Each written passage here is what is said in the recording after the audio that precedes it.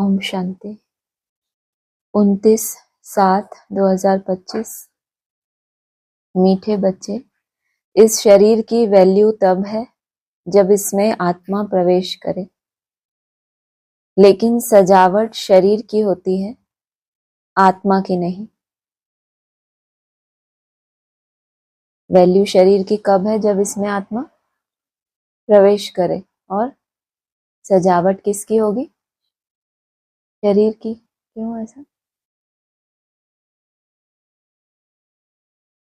इस शरीर की वैल्यू तब है जब इसमें आत्मा प्रवेश करे। आत्मा कैसी बन के प्रवेश करे? आत्मा सतो प्रधान बने तो शरीर के लिए कैसा कर्तव्य करेगी? तब इस शरीर की वैल्यू बढ़ेगी। अभी ये तामसी शरीर की वैल्यू है। कितने ब्राह्मण हैं, आज हैं, कल शरीर छोड़ देते हैं। तो जैसे दुनिया में होता है, अच्छे अच्छे सन्यासी गुफाओं में चले जाते हैं, कभी ना कभी शरीर छोड़ते हैं। तो कोई वैल्यू, तो वैल्यू मतलब क्या? हर शरीर में तो आत्मा प्रवेश है, तो सबकी वैल्यू क्यों नहीं है? इस शरीर की वैल्यू तब है जिन शरीरों की मूर्तियों के रूप में क्या हो रही है? पूजा हो रही है। शालिग्राम रूप में भी हो रही है, क्योंकि आत्मा कैसी बन गई? पवित्र। लेकिन शरीर की वैल्यू तब बनेगी जब इसमें आत्मा प्रवेश करे।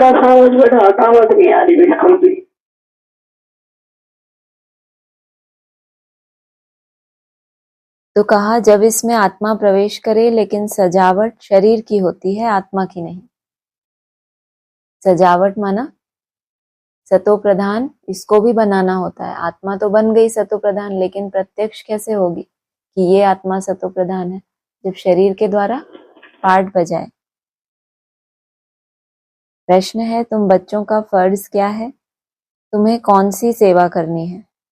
उत्तर है, तुम्हारा फर्ज है अपने हमजिन्स को नर से नारायण, नारी से लक्ष्मी बनने की युक्ति बताना। तुम्हें अब भारत की सच्ची सेवा करनी है, सच्ची रूहानी सेवा करनी है। तुम्हें ज्ञान का तीसरा नेत्र मिला है, तो तुम्हारी बुद्धि और चलन बड़ी रिफाइन होनी चाहिए। किसी में मोह जरा भी ना हो। गीत है, नयनहीन को राह दिखाओ प्रभु। ओम शांति। डबल शांति। तुम बच्चों को रिस्पॉन्ड करना चाहिए। ओम शांति। हमारा स्वधर्म है शांति। तुम अभी शांति के लिए थोड़े ही कहाँ जाएंगे। मनुष्य मन की शांति के लिए साधु संतों के पास भी जाते हैं ना। अब मन बुद्धि तो है आत्मा के ऑर्गन्स। मनुष्य है मनन चिंतन करने वाले, फिर शांति जब चाहिए होती है तो किसके पास जाते हैं? क्या बताया? साधु संतों के पास। मनन चिंतन तो इनके पास भी है, लेकिन इनको भी क्या लगता है? शांति किसके पास होगी? जो साधना कर रहे हैं, जो इस शरीर को भी और मन बुद्धि को भी क्या कर रहे हैं? साध रहे हैं। अब मन बुद्धि तो है आत्मा के ऑर्गन्स। जैसे यह शरीर के ऑर्गन्स हैं, वैसे मन, बुद्धि और चक्षु इतने ऑर्गन्स बताए। जैसे शरीर के कितने सारे ऑर्गन्स हैं, ऑर्गन्स है माना उसके पार्ट्स, शरीर के पार्ट्स। ऐसे ही आत्मा के क्या क्या? मन, बुद्धि और तीसरा यहाँ क्या बोला? चक्षु मतलब? चक्षु मतलब आंखें। तो आंखें आत्मा का अंग हो गई। ये तो पहली बार सुना। और किसी को पता नहीं?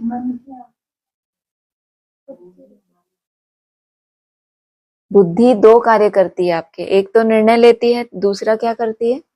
अभी तक बुद्धि को कैसे यूज किया मोस्टली ब्राह्मणों ने? डिसीजन पावर बहुत अच्छी हो जाए तो समझते हैं बुद्धि बहुत पावरफुल है। लेकिन दूसरा, अभी आप कौन सी प्रैक्टिस शुरू कर रहे हो? जो तीसरा नेत्र है, जो कुछ भी दृश्य बना सकता है, फिर उस दृश्य में उस बुद्धि को रोक के रखना। धीरे धीरे मन भी उसमें ही क्या हो जाए? उसको फॉलो करने लगे, एकाग्र हो जाए। तो ये जो तीसरा काम है इसका, आत्मा का, पहला तो मन है संकल्प चलाना, फिर बुद्धि डिसीजन लेती है, फिर ये काम है लास्ट विजन बनाना। तो ये है चक्षु। अब चक्षु जैसे यह नयन है वैसे वह नहीं है। चक्षु मतलब ये आंखें नहीं। अभी तो यही समझते हैं ना, चक्षु माना आंखें देखने वाली। बाबा ने क्या समझाया? जैसे ये नयन स्थूल को देखते हैं, वो तीसरा नयन क्या देखता है? अंदर अंदर जब कोई दृश्य बनाते हो तो ये गीत किसने गाया? नयनहीन को राह दिखाओ। क्या नहीं है उनके पास? ये आंखें तो सबके पास हैं, लेकिन कैसे दृश्य बनाना, कैसे उसमें रुकना, कैसे मन उसके पीछे पीछे धीरे धीरे क्या हो जाए, शांत हो जाए। तो मनन चिंतन करने वाले भी साधु संतों के पास जाते हैं, किस लिए? शांति के लिए। और बाबा क्या कह रहे हैं? तुम क्या बोलो? डबल शांति। क्या बोलो तुम? मन भी शांत, और फिर उससे ऊपर जब बुद्धि एकाग्र हो गई, बुद्धि रूपी नयन जो है उसने कोई दृश्य बना लिया, तो मन भी कैसा होगा? उसको देखता रहेगा तो शांत हो जाएगा ना। जैसे चक्षु यह नयन है वैसे वह नहीं है। कहते हैं हे प्रभु नयनहीन को राह बताओ। अब प्रभु व ईश्वर कहने से वह बाप का लव नहीं आता। बाप से तो बच्चों को वर्षा मिलता है। यहाँ तो तुम बाप के सामने बैठे हो, पढ़ते भी हो। तुमको कौन पढ़ाते हैं? तुम ऐसे नहीं कहेंगे कि परमात्मा या प्रभु पढ़ाते हैं, तुम कहेंगे शिव बाबा पढ़ाते हैं। बाबा अक्षर तो बिल्कुल सिंपल है, कितना उल्टा है। लौकिक दुनिया में साधारण आत्माएं पढ़ाती हैं, अलग अलग सत्संगों में साधारण ही होते हैं, गुरु होते हैं, बाबाएं होते हैं। वो अपने को क्या कहलाते हैं? उनके फॉलोअर्स क्या कहते हैं? ये क्या है? भगवान का ही स्वरूप मानते हैं ना उनको, कि उससे ऊपर कोई है ही नहीं, तो क्या मान लिया उनको? भगवान। और यहाँ भगवान ऊंचते ऊंच परमात्मा प्रभु खुद पढ़ाने आते हैं और क्या कहते हैं? जैसे मैं एकदम साधारण रीति तुमको पढ़ाता हूँ, एकदम सिंपल। तुम कहेंगे शिव बाबा पढ़ाते हैं। बाबा अक्षर तो बिल्कुल सिंपल है भी बाप दादा। कोई बहुत बड़ा आदमी हो, मान लो कोई प्राइम मिनिस्टर हो, कोई बहुत बड़ा पहुंचा हुआ हो, लेकिन अपने पोतों के लिए, अपने बच्चों के लिए क्या है? या तो बाप है या फिर दादा है। तो उनके लिए कितना सिंपल है। वो उसको इस रूप में देखते हैं क्या कि इतना बड़ा प्राइम मिनिस्टर आया। जब घर जाएगा तो क्या बोलेंगे?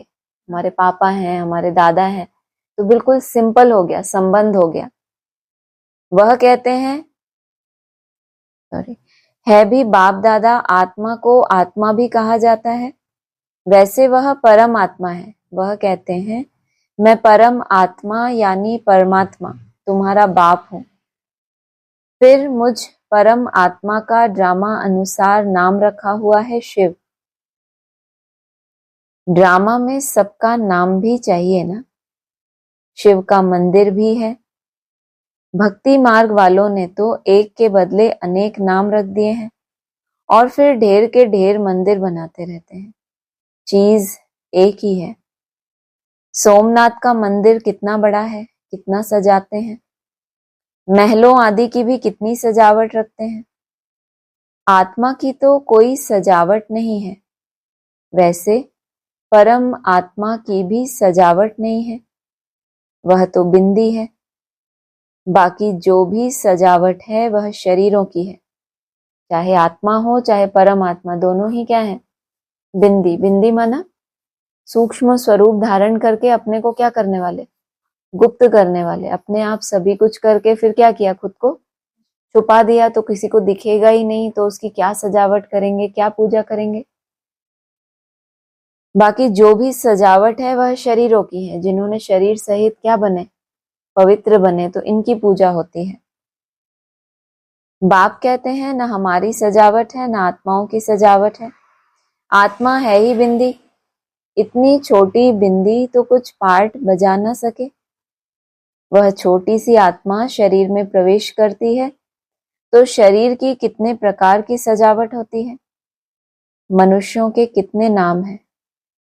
किंग क्वीन की सजावट कैसे होती है। आत्मा तो सिंपल बिंदी है। अभी तुम बच्चों ने यह भी समझा है, आत्मा ही ज्ञान धारण करती है। बाप कहते हैं मेरे में भी ज्ञान है ना, शरीर में थोड़े ही ज्ञान होता है। मुझ आत्मा में ज्ञान है। मुझे यह शरीर लेना पड़ता है तुमको सुनाने के लिए। शरीर बिगर तो तुम सुन न सको। अब यह गीत बनाया है नयनहीन को राह बताओ। किसी के नयन ही नहीं है और उसको आप रास्ता बताओ तो क्या करेगा? आंखें हैं ही नहीं, उसको रास्ता भी बता दिया तो क्या होगा? चलेगा उस पे? लेकिन ये ब्राह्मणों के पास कौन से नयन बताए नहीं है, राह कौन सी चाहिए उनको? किस राह पे चल के हम कहाँ तक पहुंचे? हर आत्मा की आखिरी मंजिल क्या है? कहाँ तक पहुंचना? बाप तक पहुंचना, तो राह चाहिए ना उसके लिए। क्या शरीर को राह बतानी है? नहीं, आत्मा को आत्मा ही पुकारती है। शरीर को तो 2 नेत्र हैं, 3 तो हो ना सके। तीसरे नेत्र का यहाँ मस्तक में तिलक भी देते हैं। कोई सिर्फ बिंदी माफिक देते हैं, कोई लकीर निकालते हैं। क्या अंतर है बिंदी माफिक तिलक देना और लंबी लकीर खींचना? नारायण को कैसा तिलक दिखाया, देखा है कभी? लंबा तिलक दिखाया। और लक्ष्मी को छोटी बिंदी। तो बाबा ने अर्थ क्या बताया इसका? उसमें टिकते हैं। और दूसरा, जो लंबे समय की यात्रा की है, लंबा समय का जो पुरुषार्थ है, इसलिए उसको दिखाया। और बिंदी माना केवल एक बार फुल स्टॉप लगा दिया, लेकिन उसको लंबा समय किया है, इसलिए लंबा तिलक दे देते हैं। कोई सिर्फ बिंदी माफिक देते हैं, कोई लकीर निकालते हैं। बिंदी तो है आत्मा, बाकी ज्ञान का तीसरा नेत्र मिलता है। आत्मा को पहले यह ज्ञान का तीसरा नेत्र नहीं था। कोई भी मनुष्य मात्र को यह ज्ञान नहीं है, इसीलिए ज्ञान नेत्रहीन कहा जाता है। बाकी यह आंखें तो सबको हैं। सारी दुनिया में कोई को यह तीसरा नेत्र नहीं है। तुम हो सर्वोत्तम ब्राह्मण कुल के। तुम जानते हो भक्ति मार्ग और ज्ञान मार्ग में कितना फर्क है। तुम रचता और रचना के आदि मध्य अंत को जानकर चक्रवर्ती राजा बनते हो। जैसे आईसीएस वाले भी बहुत ऊंच पद पाते हैं, परंतु यहाँ कोई पढ़ाई से एमपी आदि नहीं बनते। यहाँ तो चुनाव होते हैं, वोट्स पर एमपी आदि बनते हैं। अभी तुम आत्माओं को बाप की श्रीमत मिलती है, और कोई भी ऐसे नहीं कहेंगे कि हम आत्मा को मत देते हैं। वह तो सब हैं देह अभिमानी। बाप ही आकर देही अभिमानी बनना सिखलाते हैं। सब हैं देह अभिमानी। मनुष्य शरीर का कितना भवका रखते हैं। यहाँ तो बाप आत्माओं को ही देखते हैं। शरीर तो विनाशी, वर्थ नॉट ए पेनी है। जानवरों की तो फिर भी खाल आदि बिकती है। मनुष्य का शरीर तो कोई काम में नहीं आता। अब बाप आकर वर्थ पाउंड बनाते हैं। किसको? आत्मा के साथ साथ शरीर को भी वर्थ पाउंड बनाते हैं। तुम बच्चे जानते हो कि अभी हम सो देवता बन रहे हैं, तो यह नशा चढ़ा रहना चाहिए, परंतु यह नशा भी नंबरवार पुरुषार्थ अनुसार रहता है। धन का भी नशा होता है ना। अभी तुम बच्चे बहुत धनवान बनते हो, तुम्हारी बहुत कमाई हो रही है, तुम्हारी महिमा भी अनेक प्रकार की है। तुम फूलों का बगीचा बनाते हो। सतयुग को कहा जाता है गार्डन ऑफ फ्लावर्स। इसका सैंपलिंग कब लगता है, यह भी किसी को पता नहीं। तुमको बाप समझाते हैं, बुलाते भी हैं। हे बागवान आओ। उनको माली नहीं कहेंगे। माली तुम बच्चे हो जो सेंटर संभालते हो। माली अनेक प्रकार के होते हैं, बागवान एक ही है। मुगल गार्डन के माली को पगार भी इतना बड़ा मिलता होगा ना। बगीचा ऐसा सुंदर बनाते हैं जो सब देखने आते हैं। मुगल लोग बहुत शौकीन होते हैं। उनकी स्त्री मरी तो ताजमहल बनाया, उनका नाम चला आता है। कितने अच्छे अच्छे यादगार बनाए हैं। तो बाप समझाते हैं मनुष्य की कितनी महिमा होती है। मनुष्य तो मनुष्य ही है। लड़ाई में ढेर के ढेर मनुष्य मरते हैं, फिर क्या करते हैं? घासलेट पेट्रोल डालकर खलास कर देते हैं। कोई तो ऐसे ही पड़े रहते हैं, दफन थोड़े ही करते हैं, कुछ भी मान नहीं। तो अब तुम बच्चों को कितना नारायणी नशा चढ़ना चाहिए। यह है विश्व के मालिक पने का नशा। सत्य नारायण की कथा है तो जरूर नारायण ही बनेंगे। आत्मा को ज्ञान का तीसरा नेत्र मिलता है, देने वाला है बाप। तीजरी की कथा भी है, कौन करता है? ये तो हो गई सत्यनारायण की कथा। और फिर दूसरी तीजरी की कथा, बाबा ने क्या बताया? कौन करता है तीजरी की कथा? व्रत कौन रखता है? कन्याएं, उनके लिए है ये। देने वाला है बाप, तीजरी की कथा भी है। इन सब का अर्थ बाप बैठ समझाते हैं। कथा सुनाने वाले कुछ भी नहीं जानते, अमर कथा भी सुनाते हैं। अब अमरनाथ पर कहाँ दूर दूर जाते हैं, बाप तो यहाँ आकर सुनाते हैं, ऊपर तो सुनाते नहीं है।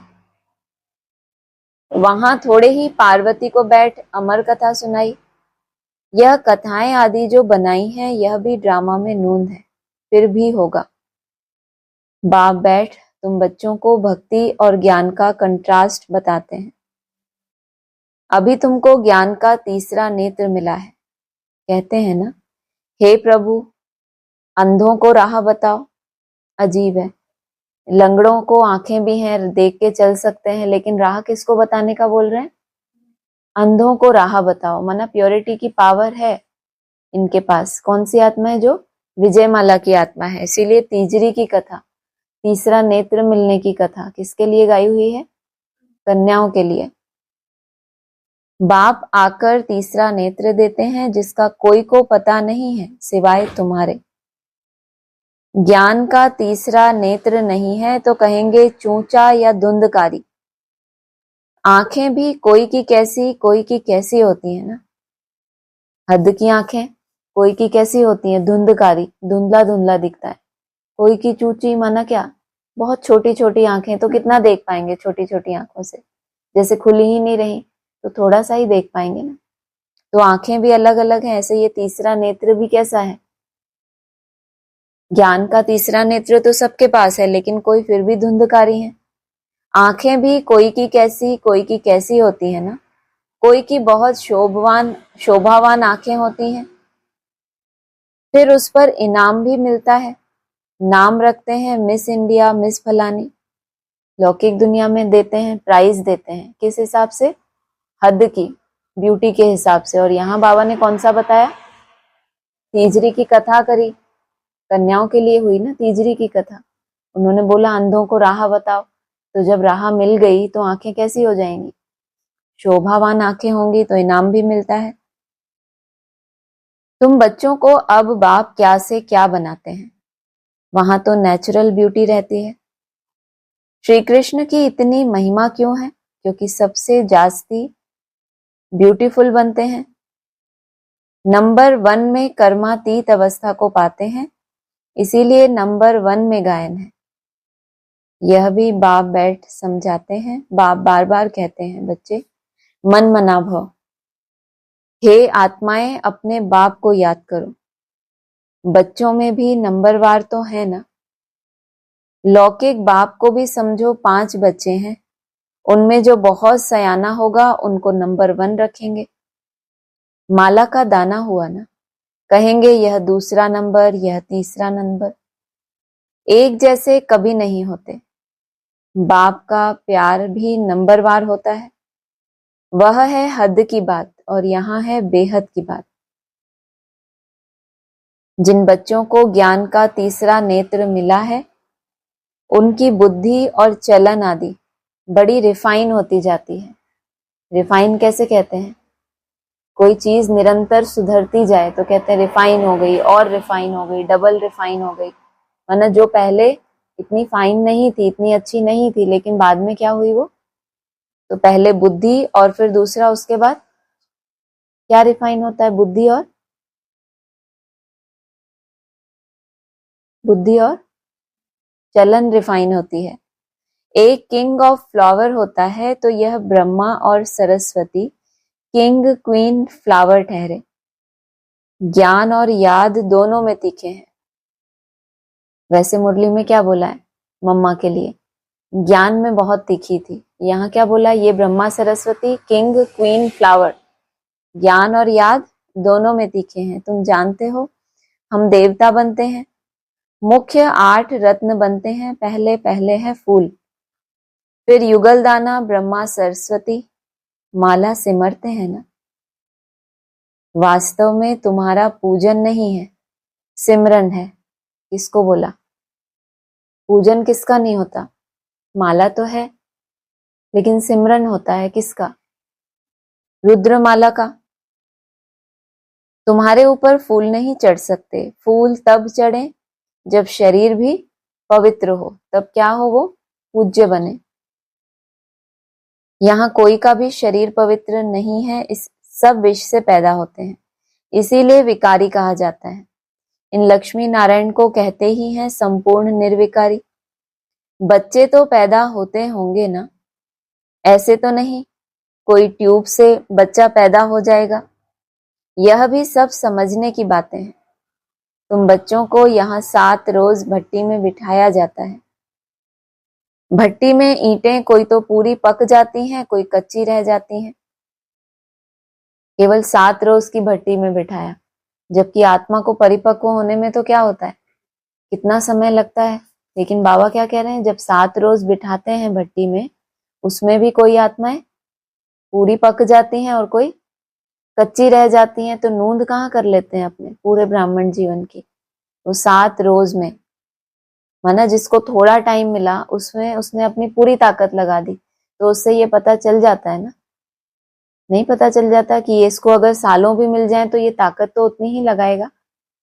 जैसे कोई काम किसी को देते हैं हम, तो वो थोड़े से काम को लंबे टाइम में करे, तो उससे क्या संस्कार पता चलता है कि जब ज्यादा काम दे दोगे तो भी क्या करेगा, ये संस्कार तो वही रहेगा ना। ऐसे थोड़ी है तब स्पीड बढ़ जाएगी। तो आत्मा के संस्कार का कैसे पता चलता है?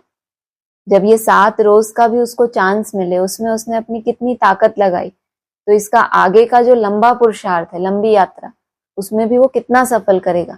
50% अगर 7 रोज में किया है तो वहां भी उसका क्या है, उतना ही कर पाएगा। ये आत्मा की कैपेसिटी है।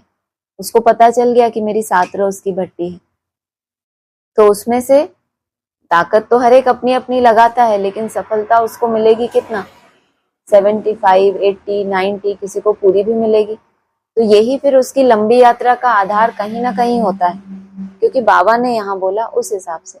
कोई ईंटें पक जाती हैं और कोई कच्ची रह जाती हैं। बात हुई थी 7 रोज की, उसी में ही भट्टी का मिसाल देते हैं ना। अब ईंट की भट्टी का थोड़े ही शास्त्रों में वर्णन हो सकता है। फिर उसमें बिल्ली की भी बात है। भट्टी में कौन आता है? माया बिल्ली, उसकी भी यादगार बनी हुई है। गुल बकावली की कहानी में भी बिल्ली का नाम दिखाया है। दीपक को बुझा देती थी। तुम्हारा भी यह हाल होता है ना? माया बिल्ली विघन डाल देती है, तुम्हारी अवस्था को ही गिरा देती है। देह अभिमान है पहला नंबर, फिर और विकार आते हैं। मोह भी बहुत होता है। बच्ची कहे मैं भारत को स्वर्ग बनाने की रूहानी सेवा करूंगी, मोहवश माँ बाप कहते हम अलाउ नहीं करेंगे। यह भी कितना मोह है। तुम्हें मोह की बिल्ली या बिल्ला नहीं बनना। हमने तो सोचा क्रोध की होती है, लड़ती है ना बहुत बिल्ली, तो हमने सोचा क्रोध की, कोई मोह की भी बिल्लियां होती हैं, लड़ती भी हैं, ऊपर से मोह भी होता है, तो मोह की बिल्ली होगी ना। तुम्हारी एम ऑब्जेक्ट ही यह है। बाप आकर मनुष्य से देवता, नर से नारायण बनाते हैं। तुम्हारा भी फर्ज है अपने हमजिन्स की सेवा करना, भारत की सर्विस करना। हमजिन्स कौन है तुम्हारे? जो बाहर अर्थात रोशनी में लगे हुए हैं, वो है तुम्हारे हमजिन्स, उनकी सेवा करनी है। तुम जानते हो हम क्या थे, क्या बन गए हैं। अब फिर पुरुषार्थ करो राजाओं का राजा बनने के लिए। तुम जानते हो हम अपना राज्य स्थापन करते हैं, कोई तकलीफ की बात नहीं। विनाश के लिए भी ड्रामा में युक्ति रची हुई है। आगे भी मूसलों से लड़ाई लगी थी। जब तुम्हारी पूरी तैयारी हो जाएगी, सब फूल बन जाएंगे। कितना अच्छा बोला। नहीं तो बोलते हैं एक की कर्मातीत अवस्था होगी तो विनाश हो जाएगा। क्या बन जाएंगे? सब फूल बन जाएंगे तब विनाश होगा। कोई किंग ऑफ फ्लावर है, कोई गुलाब है, कोई मोतियां हैं। हर एक अपने को अच्छी रीति समझ सकते हैं। फूल भी कई तरह के होते हैं ना। कोई गुलाब बन गया, कोई किंग ऑफ फ्लावर बन गया, कोई क्वीन बन गया। फूल भी कई तरह के होते हैं, कोई मोतिया। हर एक अपने को अच्छी रीति समझ सकते हैं कि हम अक हैं या फूल हैं। अक भी क्या कहलाता है? अक को भी दुनिया में क्या कहते हैं? ये अक का फूल है। लेकिन बाबा कह रहे हैं देखना चाहिए अक है या फिर फूल है। बहुत हैं जिनको ज्ञान की कुछ धारणा नहीं होती है, तो क्या कहेंगे उनको? ये क्या है? अक है। नंबरवार तो बनेंगे ना, या तो बिल्कुल हाईएस्ट या तो बिल्कुल लोएस्ट। राजधानी यहाँ ही बनती है। शास्त्रों में तो दिखाया है पांडव गल मरे, फिर क्या हुआ कुछ भी पता नहीं। कथाएं तो बहुत बनाई हैं, ऐसी कोई बात है नहीं। अभी तुम बच्चे कितने स्वच्छ बुद्धि बनते हो। बाबा तुमको बहुत प्रकार से समझाते रहते हैं। कितना सहज है। सिर्फ बाप को और वर्षे को याद करना है। बाप कहते हैं मैं ही पतित पावन हूं। तुम्हारी आत्मा और शरीर दोनों पतित हैं, अब पावन बनना है। आत्मा पवित्र बनती है तो शरीर भी पवित्र बनता है। ये नहीं बोला आत्मा पवित्र बनती है तो शरीर भी पवित्र मिलता है। मिलता है माना जैसा भी मिल गया मिल गया। आपको ये जो शरीर मिला तो आपने बैठ के डिसाइड किया, बनाया क्या इसको? मिल गया जैसा मिल गया। तो जैसी आत्मा की क्वालिटी थी उस अनुसार आपको क्या मिल गया? शरीर मिल गया। तो यहाँ क्या बोला? आत्मा जब पवित्र बनती है तो शरीर भी भले पहले अपवित्र है, अपवित्र से पवित्र बनता है। अभी तुमको बहुत मेहनत करनी है क्योंकि तुमको दोनों काम करने हैं। डबल पवित्र बनना है ना। बाप कहते हैं बच्चे बहुत कमजोर हैं, याद भूल जाती है। बाबा खुद अपना अनुभव बताते हैं, भोजन पर याद करता हूँ। शिव बाबा हमको खिलाते हैं, सिर्फ संकल्प ही धारण करते थे। ऐसे नहीं मैं आत्मा शरीर को खिला रही हूँ। शिव बाबा हमको खिलाते हैं, एक अव्यक्त स्थिति का संकल्प। फिर भूल जाते हैं, फिर स्मृति में आता है तुम्हारे में भी नंबरवार पुरुषार्थ अनुसार है। कोई तो बंधन मुक्त होते हुए भी फिर फंस मरते हैं, धर्म के भी बच्चे बना देते हैं। अभी तुम बच्चों को ज्ञान का तीसरा नेत्र देने वाला बाप मिला हुआ है। इनको फिर नाम दिया है तीसरी की कथा, अर्थात तीसरा नेत्र मिलने की कथा। अब तुम नास्तिक से आस्तिक बनते हो। बच्चे जानते हैं बाप बिंदी है, ज्ञान का सागर है। वह तो कह देते हैं नाम रूप से न्यारा है। अरे ज्ञान का सागर तो जरूर ज्ञान सुनाने वाला होगा ना। इनका रूप भी लिंग दिखाते हैं, फिर उनको नाम रूप से न्यारा कैसे कहते? सैकड़ों नाम रख दिए हैं। बच्चों की बुद्धि में यह सारा ज्ञान अच्छी रीति रहना चाहिए। कहते भी हैं परमात्मा ज्ञान का सागर है। सारा जंगल कलम बनाओ तो भी अंत नहीं हो सकता है। अच्छा, मीठे मीठे सिक्की लदे बच्चों प्रति माता पिता बाप दादा का याद प्यार गुड मॉर्निंग।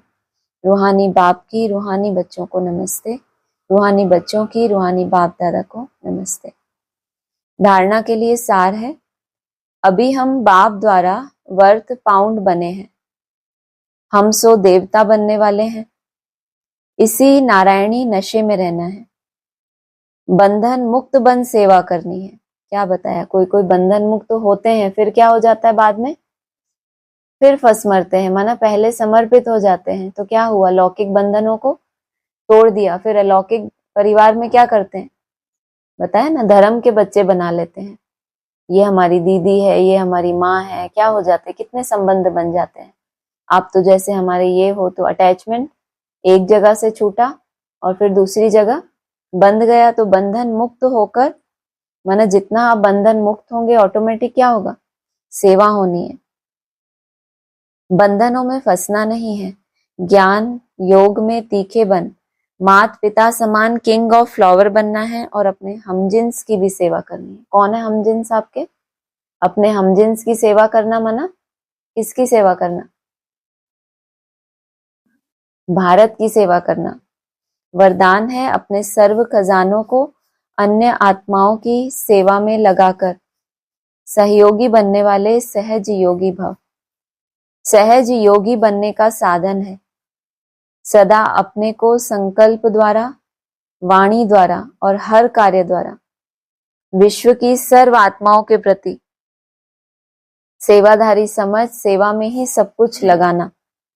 जो भी ब्राह्मण जीवन में शक्तियों का, गुणों का, ज्ञान का या श्रेष्ठ कमाई के समय का खजाना बाप द्वारा प्राप्त हुआ है, वह सेवा में लगाओ अर्थात सहयोगी बनो, तो सहज योगी बन ही जाएंगे।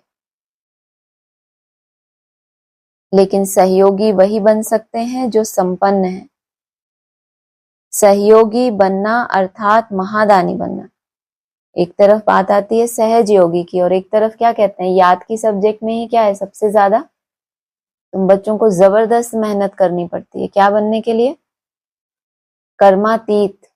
ये सहज योगी तो उनके लिए बताया जिनकी बुद्धि यहाँ वहां जो भटक रही है, अपने स्वार्थ में ही टाइम वेस्ट कर रहे हैं, तो कम से कम क्या हो, बुद्धि कुछ ना कुछ भगवान में लगे, तो तन मन धन क्या करें, कुछ ना कुछ अर्पण करें, तो फिर क्या हो, बाप से स्नेह पैदा हो। जिसके प्रति अर्पण करेंगे तो क्या होगा, कन्या होती है जिसके प्रति जीवन अर्पण कर देती है, तो वहां स्नेह बढ़ जाता है ना। फिर पुराने जो स्नेह होते हैं वो क्या होते हैं, सब टूट जाते हैं। लेकिन योगी बनना, सन्यासियों का प्राचीन योग कैसा है, कितना नामी ग्रामी है, तो कितना नाम वाला है उसका, उस योग की बात नहीं है। ये तो सहज योगी जो केवल अभी मन को बदला जा रहा है, बुद्धि योग की बात नहीं है, ये सिर्फ मन की बात है। तो कहा सहयोगी बनना अर्थात महादानी बनना। स्लोगन है बेहद के वैरागी बनो, तो आकर्षण के सब संस्कार सहज ही खत्म हो जाएंगे। सब इतना सहज ही है तो फिर क्यों इतना टाइम देते हैं, संगम युग बढ़ाते जाते हैं। बोला क्या, बेहद के वैरागी बनो। सारी झंझट तो इसी में है, बाकी तो सब सहज हो ही जाना है। सारा टाइम किस में, एक तो वैराग, राग से विपरीत, लेकिन वो राग से विपरीत भी हद में नहीं कि जितना तुम सोच पा रहे हो बस मैं वैरागी मैं वैरागी। क्योंकि क्या कहा, बंधन मुक्त खुद को कर लेते हैं, फिर वो जो संस्कार है फंसने का, फिर वो बंधन में फंसाएगा। व्यर्थ नहीं करेंगे, फालतू नहीं करेंगे या विकारी नहीं करेंगे। विकारी या नेगेटिव संकल्पों से ऊपर फिर क्या आ जाते हैं, व्यर्थ संकल्प। चलो व्यर्थ नहीं आएंगे तो कौन से संकल्पों में बिजी हो जाते हैं ब्राह्मण, सेवा के संकल्प, भाषण करना, यहाँ जाना वहां जाना, कुछ ना कुछ मन को क्या है चाहिए, उससे भी वैराग आ जाए। नहीं संन्यस्त संकल्पों जो बाबा ने बोला, वो योगी कैसे हो सकता है? तो ऐसा होता है, बेहद के वैरागी हो तो आकर्षण के सब संस्कार सहज ही खत्म हो जाएंगे। जैसे अपने स्थूल कार्य के प्रोग्राम को दिनचर्या प्रमाण सेट करते हो, ऐसे अपनी मनसा समर्थ स्थिति का प्रोग्राम सेट करो। मनसा को किस किस टाइम पे कैसी समर्थ स्थिति में रखना है, उसके लिए क्या करो, प्रोग्राम सेट करो, तो संकल्प शक्ति जमा होती जाएगी। कोई भी काम में शुरू करते हैं जब 10 मिनट का है, 15 मिनट का है, उसमें आपकी मन बुद्धि की एक सेटिंग होती है। कभी भी अटेंशन रखना इसके ऊपर, कभी ध्यान देना। जैसे आपकी झाड़ू लगाने की सेवा है या कोई भी सेवा है, तो जो आपका वो 15 मिनट का टाइम है, मन की एक सेटिंग हो जाती है। उस 15 मिनट में वो कितने संकल्प चलाएगा और किस तरह के संकल्प चलाएगा। आप अगर रोज भी चेक करोगे ना, तो आपको लगेगा ये वो ही रिपीट हो रहा है। इसको कहेंगे संस्कार बन जाना। अब अगर आपने उसके ऊपर थोड़ा प्रोग्राम सेट किया कि यहाँ से वहां तक ये काम चलेगा, इस 5 मिनट में ये संकल्प नहीं, इस संकल्प में रहना है, इस दृश्य में रहना है, फिर उसका वो संस्कार पड़ जाएगा। नहीं तो बाबा ये क्यों कहते हैं कि ये करोगे तो इस सब सहज हो जाएगा। अभ्यास से ही सहज होती है ना कोई चीज। कोई वेट लिफ्टिंग करते हैं, पहले इतना सा भी वजन नहीं उठा पाते और फिर आराम से उसको ऊपर उठा लेते हैं, तो क्या हुआ, उनका अभ्यास हो गया ना।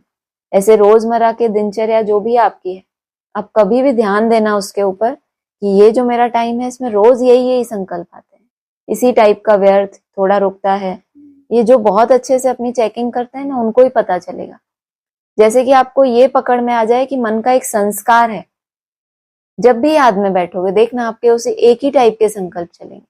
जो भी आपका कोई आकर्षण होगा, आपकी भावनाएं जिस तरफ डूबी हुई होंगी, वही वही जो भी आपका किसी व्यक्ति विशेष के लिए थोड़ा खिटपिट चलता है, वो भी सेम टाइम पे आएगा, जो उसकी रूटीन है वो अपना करेगा, फिर वो अपने हिसाब से जो भी ऊपर नीचे करता है वो करेगा, फिर आपका वही संकल्प उठेगा, ये ऐसा क्यों करता है।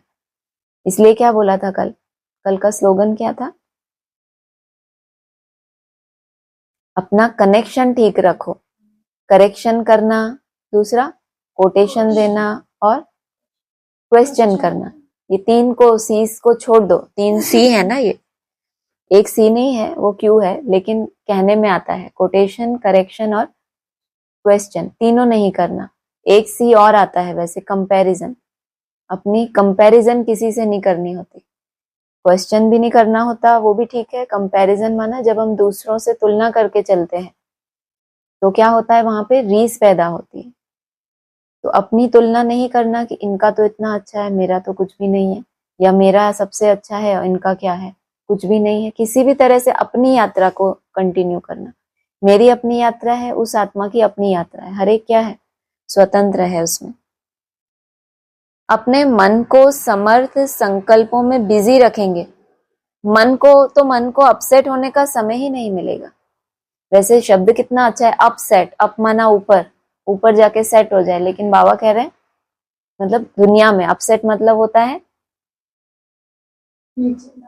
ज्यादा ऊंचा उड़ गया, ज्यादा अपने आप को मैपन में आने लगा, तो इसको अच्छा कहेंगे क्या? इतनी ऊपर जाके सेट हो गया है, नहीं इतना ऊपर, लेकिन उड़ गया तो गुब्बारा बन गया ना। तो बाबा कहते हैं अपसेट होने का क्या हो, मन को समय ही ना मिले। मन चांस कहाँ लेता है? जैसे ही आपका अटेंशन छूटता है, जैसे कहते हैं ना दुनिया में, नजर हटी और क्या हुआ, दुर्घटना घटी, तो वो मन को टाइम ही नहीं देना किस बात का, अपसेट। ऐसी किसी जगह पे जाके सेट हो जो हमारे काम का है ही नहीं। तो कहा सदा बिजी रखेंगे तो मन को अपसेट होने का समय ही नहीं मिलेगा। मन सदा सेट अर्थात एकाग्र है तो स्वतः अच्छे वाइब्रेशन फैलते हैं, सेवा होती है। कितना सेवा के लिए, लास्ट लाइन में सार बता दिया। मन अगर एकाग्र हो जाए आपका, आप उसका इतना अटेंशन रखो कि ये सेवा में मन ऐसे ऐसे जाता है, इसमें इसको पकड़ना, इसको टाइम ही ना मिले क्या, ना क्वेश्चन का, ना दूसरों को करेक्ट करने का, ना अपनी कोई सफाई देने का। इन चीजों में फंसने से पहले ही क्या हो, कोई भी चीज पहले मन में आती है या वाचा में या ऐसे आ जाती है, कर्म में, मन में ही आती है। हम उसको फ्री ही नहीं छोड़ेंगे। कुछ भी हो गया, नथिंग न्यू, बाबा जाने, कोई बात नहीं। हर बात में क्या निकले, बाबा जाने या फिर ड्रामा। अच्छा, ओम शांति। आवाज नहीं गई है आज? गई? हाँ जी, ऑनलाइन किसी को बोलना है तो बोलिए। ओम शांति। ओम शांति। हाँ जी।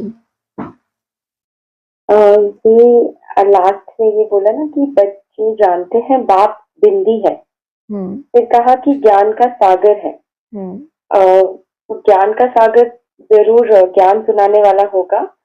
फिर कहा कि इनका रूप ही लिंग दिखाते हैं, फिर उनको नाम रूप से न्यारा कैसे कहते हैं। ये सब किसके लिए होता है? मतलब मुरली इतनी ज्यादा फ्लेक्सिबल है ना, उसको आप कैसा भी मोड़ लो।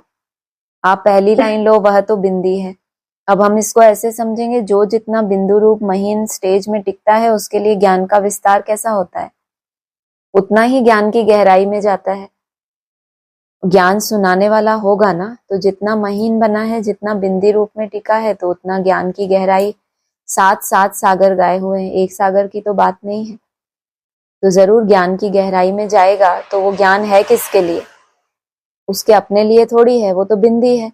लेकिन इतना जो सागर इमर्ज हुआ है अंदर, तो वो किसके लिए हुआ है, सुनाने के लिए हुआ है, तो उनके लिए कहेंगे।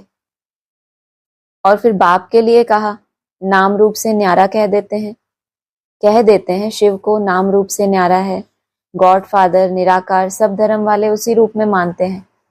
लेकिन फिर भी किसी भी धर्म में देखो, एक शिवलिंग के आकार का कुछ ना कुछ, एक या तो प्रकाश के रूप में या कोई वो संगे अस्पद में भी कुछ ना कुछ एक आकार रखा हुआ है, उस आकार में कोई आंख नाक वैसा नहीं है शिवलिंग जैसा, लेकिन है, कह देते हैं नाम रूप से न्यारा है। हाँ जी, हाँ मतलब बहुत ऐसे मिक्स मिक्स करते रहते हैं। हमें जैसा अच्छा लगे हम वैसा समझे, बाबा को उससे कोई आपत्ति नहीं है। He is very flexible. हाँ, उसका नाम ही है मुरली, जिसको जैसा अच्छा लगा उसने वैसे मोड़ ली। हाँ जी, अच्छा, क्योंकि फिर उसके बाद ये भी कहा कि कहते भी हैं परमात्मा ज्ञान का सागर है, सारा जंगल कलम बनाओ, वो वाला। तो अब वो इसमें तो ऐसा है ना कि अभी इस दुनिया में कैसे होता है कि कोई बहुत प्रेसिडेंट हो, प्राइम मिनिस्टर हो, तो उनको कैसे अपने पोजीशन का, अपने नाम का कितना नशा रहता है। कोई दूसरा बोले कि मैं प्राइम मिनिस्टर हूं तो केस हो जाए उसके ऊपर, कुछ भी हो सकता है उसके लिए एक्शन। माना प्रेसिडेंट प्रेसिडेंट ही है, जो प्रजा का है वो प्रजा का ही रहेगा। लेकिन यहाँ पर ये जो फैमिली है, इसमें दादा भी है, इसमें बाप भी है, इसमें बच्चा भी है, ये बहुत ज्यादा फ्लेक्सिबल है। आप उनको परमात्मा कह दो बच्चे को, उनको कोई फर्क नहीं पड़ता, जो है परमात्मा। वो तभी तो कह देते हैं आत्मा माना आत्मा, परमात्मा माना परम आत्मा, आत्माओं में जो सबसे ऊंची बन गई। वैसे तो परमात्मा के लिए कहते हैं नाम रूप से न्यारा है। हर लाइन में आप देखो तो कहीं पर भी किसी के ऊपर उसको लगा सकते हैं। मतलब इतना मुझे तो समझ आता है कि उनको कोई अपने पोजीशन का बहुत कॉन्शियस नहीं है। ये मूर्तियां, 3 मूर्तियां या अव्यक्त ज्योतिर्लिंगम, कि मेरा ये नाम है तो फिर इनको ये क्यों बोला। किसी को कुछ भी बोल देते हैं तो उनको किसी को भी बुरा नहीं लगता, ये फायदा है ऐसा। ठीक है ना? अब तो ऐसा तो ठीक है ना? उनको बुरा नहीं लगता, क्योंकि किसी को, उनको क्या है, और उनको तो तो हमें कुछ भी बुरा क्या नहीं है, जब लगेगा। उनको बुरा नहीं लगता, जिनका नाम है वो आपस में शेयर कर लेते हैं, ठीक है तुम परमात्मा, ठीक है तुम परम पिता, तो वो उनका कुछ नहीं है तो हमें क्या है। सही बात है, ओके। अच्छा, एक पॉइंट है, श्री कृष्ण दैवी गुण वाला था सत्युग आदि में। श्री कृष्ण को बहुत प्यार करते हैं, झुलाते हैं। अगर श्री कृष्ण पीछे द्वापर में आया तो श्री राम को भी झुलाना चाहिए, परंतु राम को कभी ऐसे झुलाते नहीं है। राम को झुलाते नहीं है। और क्या बोला, श्री कृष्ण द्वापर में आया तो राम को झुलाना चाहिए, ऐसा नहीं नहीं, ऐसा पहले तो ये है, देखो वही जैसे श्री कृष्ण दैवी गुण वाला था सत्युग आदि में, पहले ऐसे बोला। श्री कृष्ण को बहुत प्यार करते हैं, झुलाते हैं। फिर कहा अगर श्री कृष्ण पीछे द्वापर में आया तो श्री राम को भी झुलाना चाहिए, परंतु राम को कभी ऐसे झुलाते नहीं है। वो आया है ना मुरली में कि राम के भक्तों को भी कंपटीशन आ गया, तो उन्होंने राम को भी झुलाना शुरू कर दिया। चलो राम को झुलाया वो भी ठीक, उन्होंने तो कह दिया कि वो क्राइस्ट को भी उन्होंने ऐसा छोटा रूप बना के उसका, ऐसा कुछ मुरली में आया था एक बार, उसको भी वो लोग कॉपी करते हैं ना। तो ये कहने का मतलब है कि श्री कृष्ण तो सतयुग का देवता है। अगर वो द्वापर युग में आया होता और उसको आप झुला रहे हो तो उससे पहले वाले को तो और डबल झुलाना चाहिए, तो जरूर वो उससे भी श्रेष्ठ है। लेकिन ऐसी तो बात नहीं है, वो सतयुग से ही है, लेकिन द्वापर में प्रत्यक्षता रूपी जन्म हुआ है। जो बोला है छोड़ भी दे आकाश सिंहासन, तो वो सिंहासन छोड़ा है भक्तों के लिए। तो जिनके लिए त्याग किया है तो वो तो खुशी में झुलाएंगे ना। राम के लिए ऐसा दिखाते ही नहीं है, हर एक का अपना अपना पार्ट है।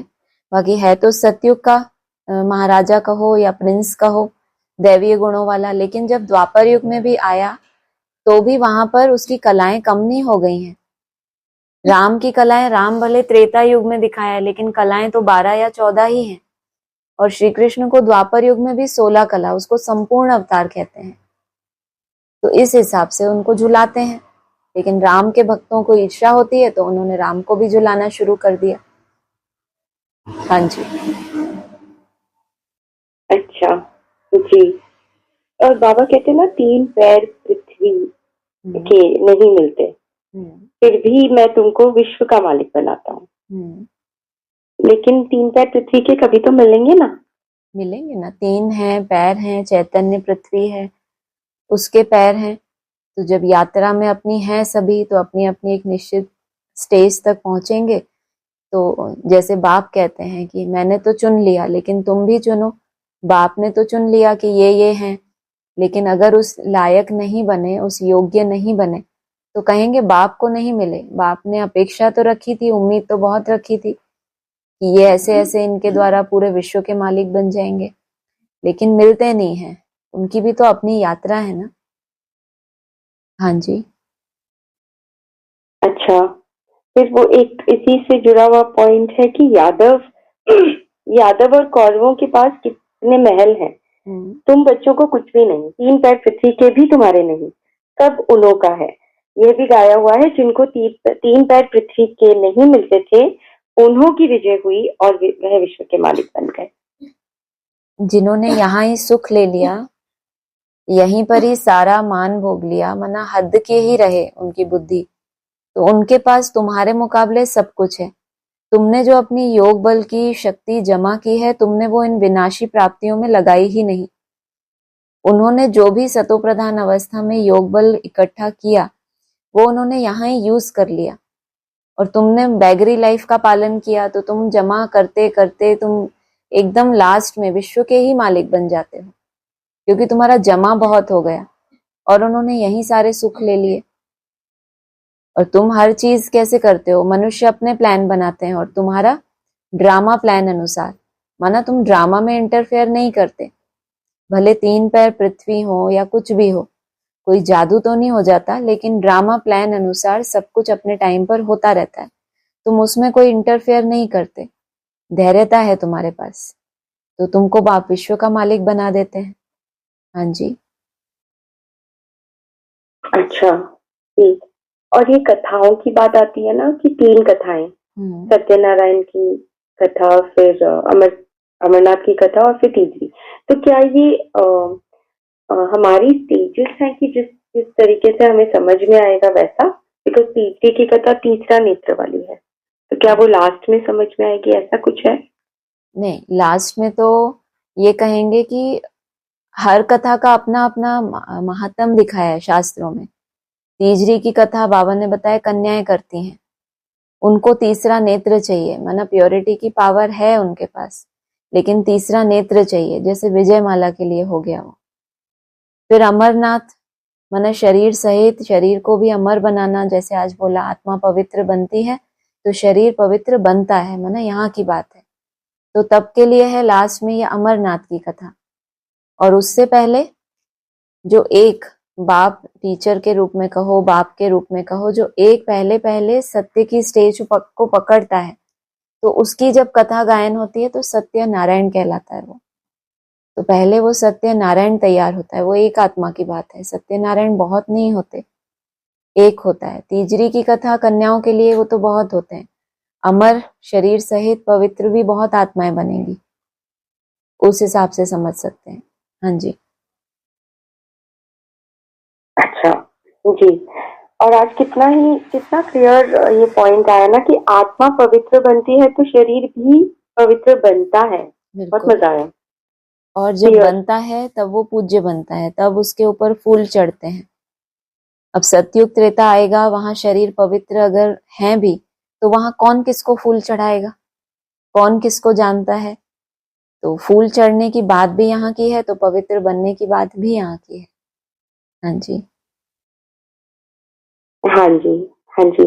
और है ना 3 स्लोगन्स मैंने पढ़े जो मैच करते हैं एक दूसरे को और समझना भी है, तो वो मैं एक बार सुनाती हूँ। विदेहीपन का अभ्यास करो, यही अभ्यास अचानक के पेपर में पास कराएगा। ठीक है।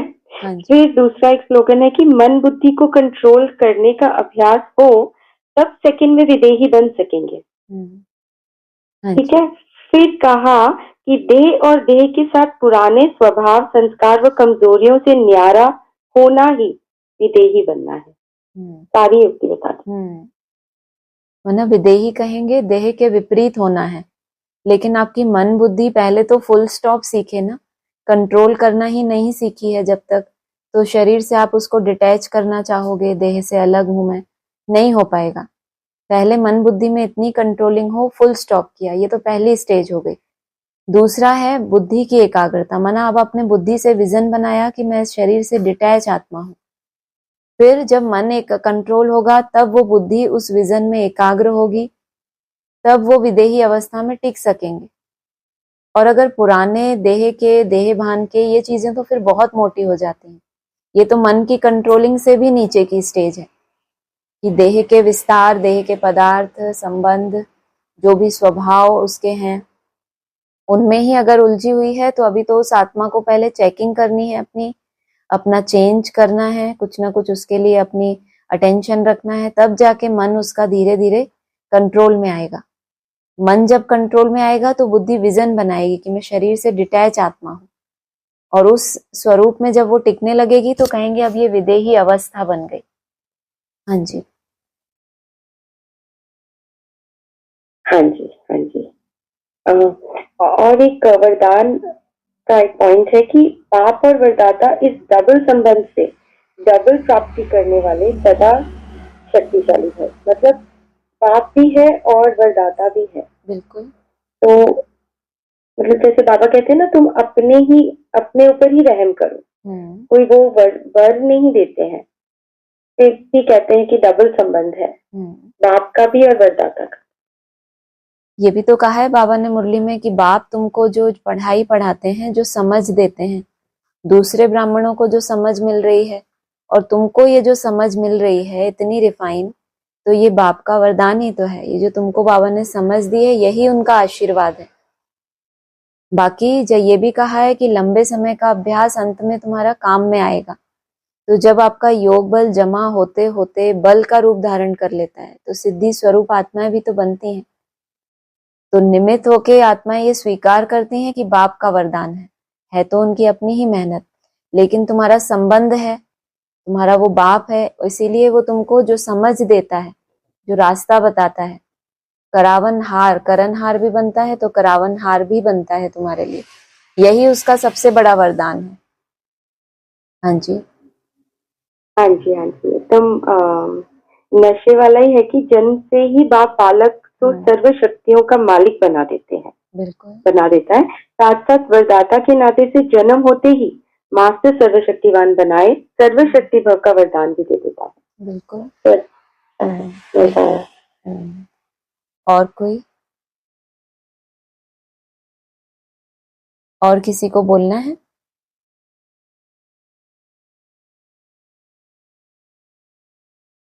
हो गया सबका? ठीक है, ओम शांति।